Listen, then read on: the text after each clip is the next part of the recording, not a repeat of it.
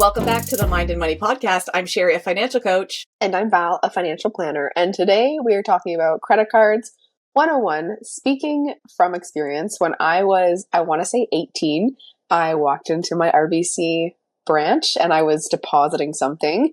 And the teller said, "You're eligible for a credit card. Would you like one?" And as every 18-year-old does when they're faced with adulting questions, I just smiled and said, "Yes, sure." No explanation. No education on it. I think it came in the mail then. So I had an RBC Visa at that point.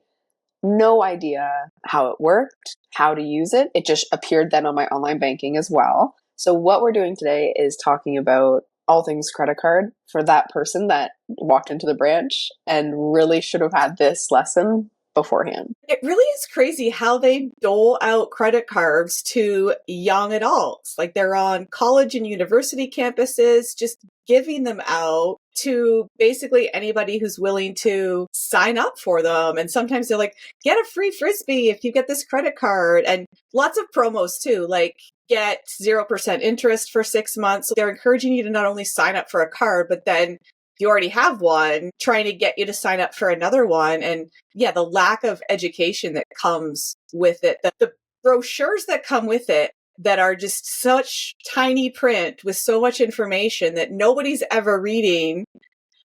And even if you read all that information, it doesn't necessarily help you understand how to best use a credit card. So you got a credit card when you're 18. Mm-hmm. Without a whole lot of information. Did you end up carrying debt and paying interest on a regular basis, or did somebody kind of tune you in along the way? I want to say mom or dad said always pay it off. So I always paid it off.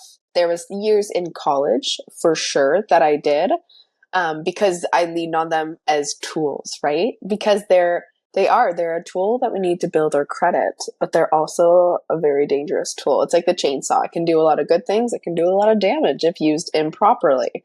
So with the credit cards, the things that I wish I had known was start small. I think that my original limit was $2,500, and every time they offered me a limit increase, I said yes. Typically, it was just like clicking a button on online banking, or maybe they mailed me something and said it was happening.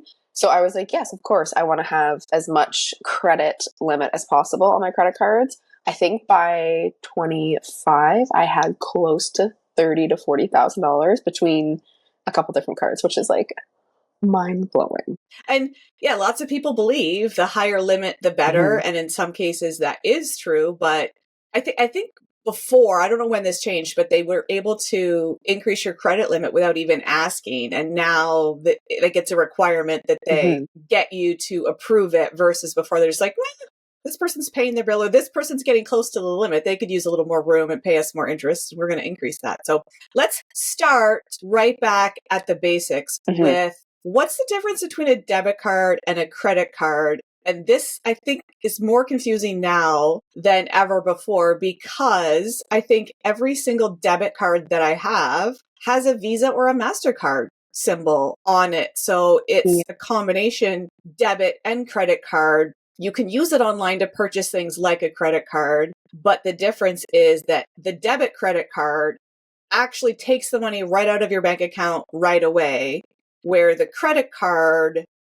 is you using debt to make that purchase. And then you get a separate statement for that. Usually, they encourage you if you sign up to go online. So a lot of times we're not even getting statements in the mail anymore. Right. So it can be hard to pay attention if you don't remember, especially for individuals with ADHD, to go in and check and pay their credit card each month. I find especially when there's multiple credit cards, from multiple institutions, to have all the different apps or the different logins on your computer, that becomes an extra layer. I just recently talked with a client and she's doing a refinance and consolidating debts in there. And I'm like, we don't want to do this again in 5 years. So we need to eliminate some of these, right? So yeah, basing off of interest rate and going, okay, which one charges us the least for the lines of credit? But for the credit cards, I'm like, we don't need 5 credit cards. Which ones do we want?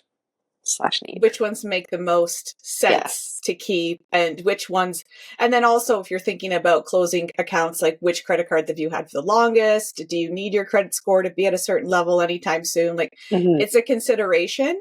But when deciding what's best for you from a credit card perspective, the bigger thing to focus on is what is going to help me be successful financially in the long term.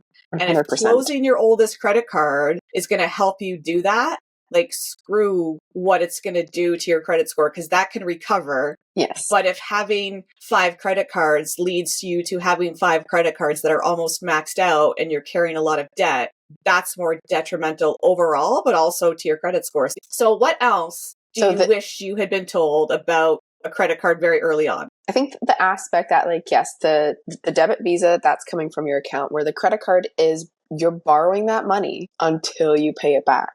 So you can pay bills with it. I never have done any cash withdrawals, but I know cash advances have wicked fees with them. I've come across clients and friends that have done those before when they've been in tight situations. If you can avoid it at all costs, I would say, and I assume you would echo, do not do a cash advance with your credit card ever. With a cash advance, so if you go to a bank machine, an ATM, and take out cash on your credit card, you are paying interest from the moment you withdraw that cash from the ATM. Whereas one of the biggest misunderstood things, I think, too, with a credit card is when you will pay interest. And if you pay off your credit card balance in full every month before the due date, you will not pay interest because there is what's called a grace period. So say your credit card statement closes on the last day of the month, and then your credit card payment is due on the 12th.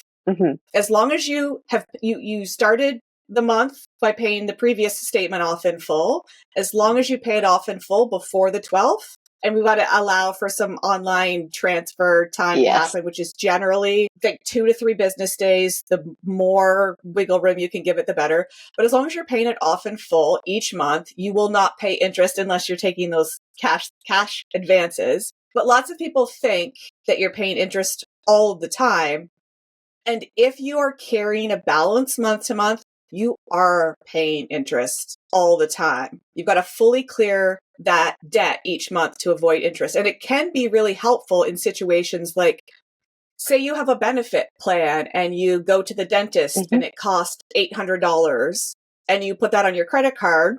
And then it takes a couple days for that payment to come through from the benefit company. So then instead of that $800 coming out of your bank account, it's coming out, you're putting it on your credit card because you know that money's coming in. So that's a big thing too, is that I wish I had been told, like, don't use your credit card to buy things you can't afford. Use your credit card with a plan for how you're going to pay it off, ideally before the statement payment is due, so you can avoid that interest. But I think too often they're used because it's buying things we can't afford. If we don't have the money in our account to pay it off. And sometimes, like when our back's against the wall and we need to fix a tire on our car or something like an extreme situation, which we also have other episodes on how you can help mitigate those things. But sometimes there's those things that come up where you don't have a choice and you need the car to get to work or get your kids to school or whatever it is. And I want to encourage those to be the exceptions and not the norms, because like, I think we talked about this in a recent episode around paying off debt, that if a credit card has a balance, the best thing to do is to stop using it and switch to debit and then make those payments on your credit card, really be taking that debt down versus the whiplash effect of taking as much money as you can when you get paid, putting it all on your credit card, and then having to use your credit card to live off of. Like, it creates that cycle, and that cycle often leads to us not paying attention and that balance just creeping up bits by bit. Yeah. Yes.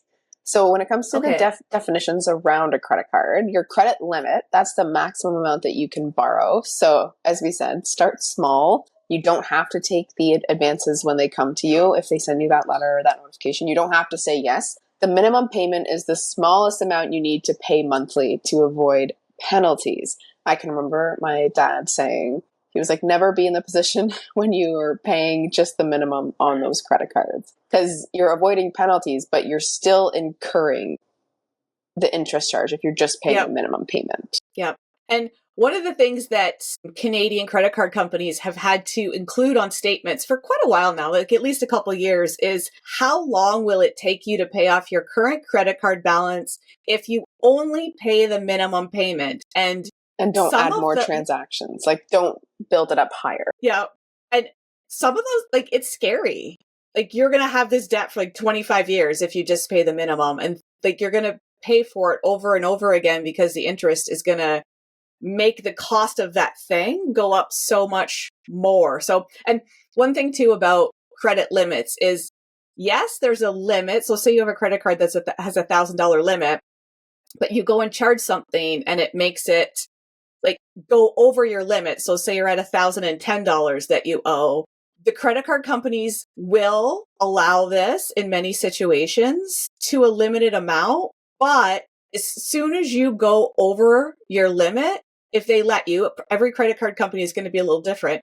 They start charging you extra fees, like over limit fees. So they get you with fees every which way, not just interest, late payment fees, over limit fees. And it's really just something to pay attention to. And if you're carrying a balance on a credit card right now, I encourage you to go and have a peek at your last statement and just see how much you paid in interest, because this can be pretty shocking. Yeah, when it comes to interest rates, most credit cards are between 19 and 25%, I would say. The most typical is like 20.99, 22.99, like somewhere in there. So the interest rate is not awesome. And when we're looking at making strategies, we always look at, is there a different place? Like, if we're going to have a balance on a credit card and we want to pay it down, is there a different place that debt can sit that it will cost us less? So typically a line of credit has about half the interest rate, typically, but not everyone has access to lines of credit. So it's very situational, but look at those interest rates, look at what you're paying in interest, just to bring awareness. It's not to bring shame and the other heavy aspects of it. Like, it's just like, okay, this is what it's costing me, bring awareness. What can we do about this? Yeah. And just a little bit more on interest rates. We just say interest rate and we throw that term out there, and it can often just, 29% interest. That sounds crappy, but what it actually is the APR. So the annual percentage rate. So when you hear that a credit card has a 29% interest rate, that's actually the interest rate you would pay annually. So if you have a balance, if you multiply the balance by 29%, and then divide it by 12, you're going to get around what you would pay per month. Now, they do break it down daily, so a 31-day month is going to be more than, but that's just a good idea for you to get what the interest rate is going to be. If you're thinking about charging something to a card that you know you're going to carry a balance, use that information to consider, like, oh, this is going to cost me $50 a month in interest each month. Do I really want to do that? Yeah. It's that pause. It's that pause and that like moment of crunching the numbers to be like, is this worth it? Is it worth it? Yeah. Is it worth it? What is it really going to cost if I do this? Yeah. So that's how kind of the workings of a credit card are. The best way to use it is to utilize it, make sure you have the money and pay it off before it's due / at due date in full. The benefits of credit cards is that they do help to build our credit. I can remember going to get a phone plan when I was 16 and they're like, you have no credit. And I was like, well, how do I build credit? I'm 16. Yeah. They're like, you need a credit card and then come back and see us. So I'm like, oh, okay. So they build credit in that sense. Yeah, there's different ones that have different rewards and point systems. As we talked about, it's not worth keeping multiple point systems and awards cards open if it's going to impact your financial health negatively, because we have access to all of that. And I find lots of people really think that the rewards are a better benefit than they actually are. And lots of people like, I want to run all my spending through my credit card so I can get these points. And then we look at, okay, but right now you're carrying a balance, and that balance is costing you X amount in interest, and the points are getting you X amount. And often reward points can be very cryptic about how much they're actually worth. Cashback credit cards can be a lot more clear around what the actual cash benefit is. But one of the things that kind of irks me is some cashback credit cards don't actually give you control. They build up the cash back all year and typically pay it out once. And usually that's in November and December. And when you just get a credit to your account that you're not really deciding to get, it often goes unnoticed. From a rewards perspective, I do prefer a cashback credit card that over a points credit card, and one that I can decide when I use the benefit so that I'm paying attention to it versus it just automatically paying out. So there's lots of different reward options, and usually they're not benefiting you as much as you think you are if you're carrying a balance. Yes. And when it comes to tips for first-time credit card users, what would you have to say? Like, I would say look for a no-fee credit card. 100%. Having a no-fee credit card as your first card means that you can hold that card forever and ever and not have to close it because it no longer gives you the benefit. You don't have to use it forever and ever. You might have to use it once in a while so that the credit card company doesn't close it down. Right. But you can keep it so that it can give you longer credit history. And if you jump in with a card that has a fee right away, especially when you don't fully understand what the use and the ins and outs of the credit card is and what the benefits are, it can be best to have one no fee, just plain Jane, and have it be simple so it can be something in your financial portfolio to help your credit for the long term. Yeah, and I would say keeping that limit low, setting up reminders of when to pay it off, so 2 to 3 days before the payment's due, paying it off in full. And this part we had talked about it before we began, because it's confusing. You can also get gift cards that are prepaid Visa cards, right? But you can also do a prepaid credit card. So let's between those three talk about the differences. So when you get that Visa, that's a prepaid card, it is just like a gift card that you can use for essentially anywhere that accepts Visa. Yep. And they're kind of weird too. I don't know. It used to be like this. If there was a balance, I don't even want to speak to it, but it's weird. Yeah, like it's weird. So I've never liked giving those because they never seemed to be totally what I wanted to give someone. But that's truly just a gift card. It does not impact your credit, does not build your credit, but it has Visa on there, which is a bit of a mind game. A prepaid credit card is a way that I know a couple clients of mine have started rebuilding their credit. It's by like the one, it's not MBNA, I don't think. What's the Capital One, maybe? I think Capital One is big for a prepaid credit card. Yes, and that's where you can get a credit card, but you have to put the money up front. Like you're the lender in that sense, right? Like if you need want a $500 credit card to start rebuilding your credit, then you put $500 on the card. And then you can spend that like a regular credit card. Mm-hmm. And then if you were to close that account, and a lot of times too, if you start with a prepaid credit card to reestablish your credit after a bankruptcy or a consumer proposal, or you just don't have credit and you're starting from scratch, you can often, instead of closing that prepaid credit card, once you've got a little bit of a credit history and improved your score, transition that card to a regular credit card. So then the benefit of that is that it keeps that credit history there too. But if you were to close that credit card or transition it to a regular credit card, you would then get the deposit back that you paid for that card. So you're right. You're lending yourself the money so that you can have that credit card reported on your credit report each month. Yes. So those are the differences. Typically, I would say like the credit card I started with was not a prepaid. I'll say they typically offer you something else first. Their money to lend to you. Yeah. But just to understand the differences, if you're getting that credit card, understanding when to pay it off, how to use them to your best advantage. And look at your statement every month.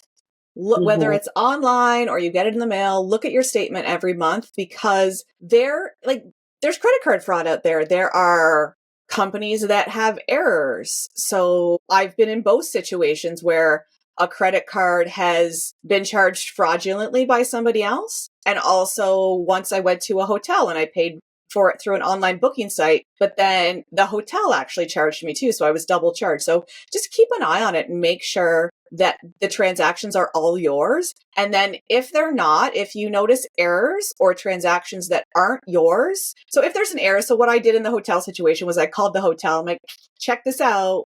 I paid here, and the hotel actually reversed the charge. So the hotel was able to correct it. But if you see fraudulent charges or errors that the person who charged your card isn't willing or able to correct, call your credit card company. And what you're going to do is file a dispute and say, hey, this charge wasn't me. And you're going to give them some information.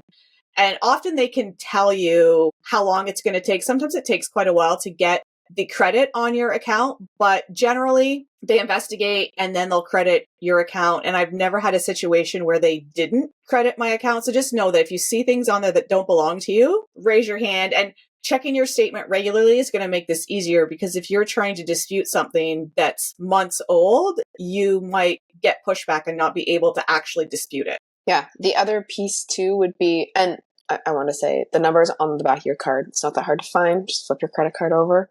But when it comes to the fraud aspect and paying attention to what's going on, how often do you come across clients? Like, I would say maybe 8 out of 10 have charges that are reoccurring on their credit card that they didn't realize they had. It's like a subscription they signed up for, the free trial renewed. And then you're like, okay, well, if we don't need these, let's get rid of them. 100%. Like almost everybody has something when we really tune in to start paying attention to our, not only our credit card transactions, but also our bank transactions. And I actually had a client meeting just before this. And one of the things that I've really been realizing is that companies, their top priority is to figure out how to continually get our money. And this often leads to something in the lines of a subscription where you're paying once a month, once a year. And to end those subscriptions, in a lot of cases, you have to jump through so many more hoops than you had to give them your money. So being able to sign up online, but then you have to call somebody or go into a branch to cancel something. So I think that's ridiculous. It sets everybody up for failure, especially ADHDers who are like, nope, not going to go through those extra steps that push me beyond the executive function I have for today. So like, I think there should be rules in place that I should be able to cancel something the same way I signed up for it. And yes, I don't know who to tell about that. It's probably never going to happen, but no, like, even though there's barriers. So for example, my client today had a subscription that she was only able to pause online for 3 months, and then it just kicked in again because she has to call call to get the subscription canceled. So it's a little ridiculous, but it really helps you tune into where is my money going, what transactions are coming through each month. You said it. So I have come across this often, and I've seen it myself, where typically furniture is a big one. Furniture, yeah. Oh my God. Right? They got my number. Yes. So buying couches or whatever it may be, and then they offer you an in-store credit card or a store brand credit card. So let's dive into those for a minute. What are those and how are they different? So typically they get us because they offer us a discount. Like if you're at the register or you're walking through the store, like if you apply for this credit card, we'll give you 10% off your first purchase, and you can charge whatever to the card up to this amount, and it will be 0% interest for X amount of months. And that's can be helpful, but it can also set us up for failure. So generally a store credit card has a higher interest rate. And if you go beyond that 12-month zero interest period or whatever the interest period is, you are often back charged interest for the whole interest-free period. So to really take advantage of that no interest, you have to have it paid off in full before that period ends. And yeah, they get you. That is not talked about enough. It's not talked about enough. And we think, oh, it's easy. They said I could have it. And having multiple, I think at one time I had a Home Depot card, I had a Brick card, I had the biggest one, the first one that got me was, I can't remember the name of the store. Oh, Crate Design, like Pine. Oh, I have all of that. Come over to my house one of these times, listeners. And yeah, I still have that furniture. And I think it's because I realize that I probably paid a lot of interest for it. And it was like, I'm going to keep it because it's good quality stuff, but also I paid for this 3 times over. So Yeah. And I don't even remember. I don't remember what the terms were. I don't remember the interest. I just remember that I ended up with a monthly payment every month. And then there was a monthly payment for the bed and a monthly payment for the dresser. And it just all added up. So yeah, store specific credit cards, read the fine print, make sure you know what the actual ramifications are. If it is a 0% for a set period of time, and the people that are selling you these cards, they don't want you to fully understand it because they get benefits and commission through getting credit cards in our hands. And really anybody who's selling you on a credit card, whether that's a bank teller or an advisor or something like that, generally they're getting a kickback because they have monthly quotas. Or when you walk into Canadian Tire or at the gas stations. Have you ever been approached at the gas station when you're trying to fill gas? No. Yeah, anyways. They get benefits. They make it seem like you're getting all the benefits, but really they're getting their pockets padded, which like it's their job and I get it, but having some education around that is going to help you in the long run. And another fee that we didn't talk about is foreign transaction fees. So when you go, so we're Canadian. So if I go and use my card in the US or anywhere else outside of Canada, there will be kind of two hits. The one is if it's $10 there, not only am I going to pay more because the Canadian dollar currently is not worth as much as the US dollar, but there's also going to be, in most cases, for most credit cards, there are some that don't have them, but there's going to be a fee for that credit card company to do that conversion for me. So just know that if you're spending outside of the country that that credit card was issued in, you're going to get hit with some foreign transaction fees as well.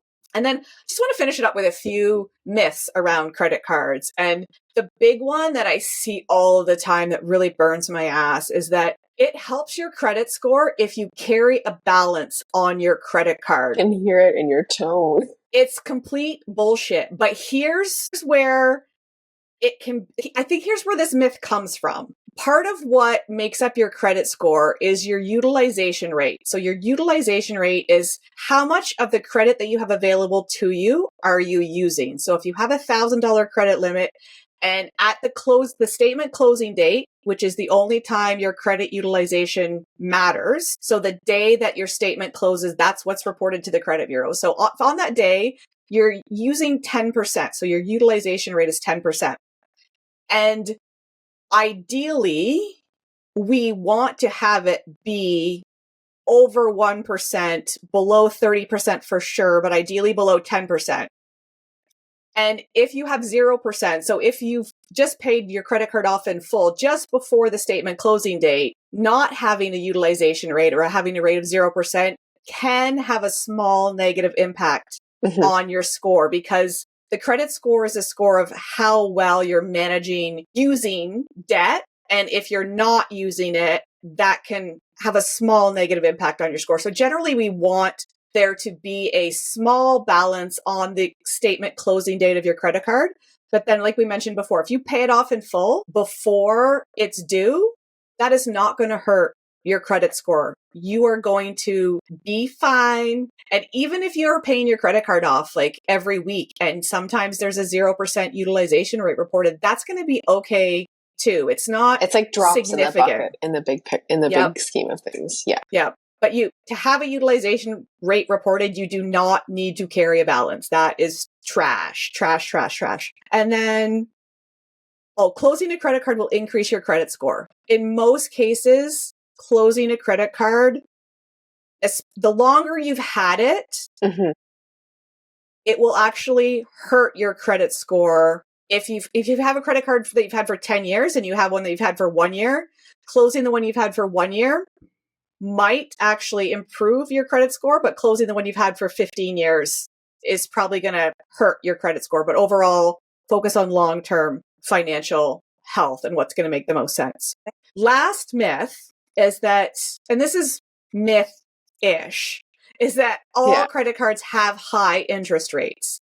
And for me, I would consider high interest rate above like 12, 15% is a high interest rate when it comes to a credit card. But there are credit cards out there that have lower interest rates. So 9%, 12%. So if you are looking for a credit card right now, have a look at the lower interest rate options and really see what's out there. Broadly look at which card is going to be the best for you from an all over perspective, rewards, annual fee, all of those things. So shared a lot of information that we wish we had known when we got our first credit cards. And if you have any questions about them, please feel free to reach out and get in our DMs on social media, and we will do our best to answer so that you make sure you've got all the information you need if you're considering getting your first or another credit card. Yep. Don't just take what's handed to you, and feel free to subscribe and follow. Thanks for listening. We can't wait to see you next time on the Mind and Money podcast. Take care.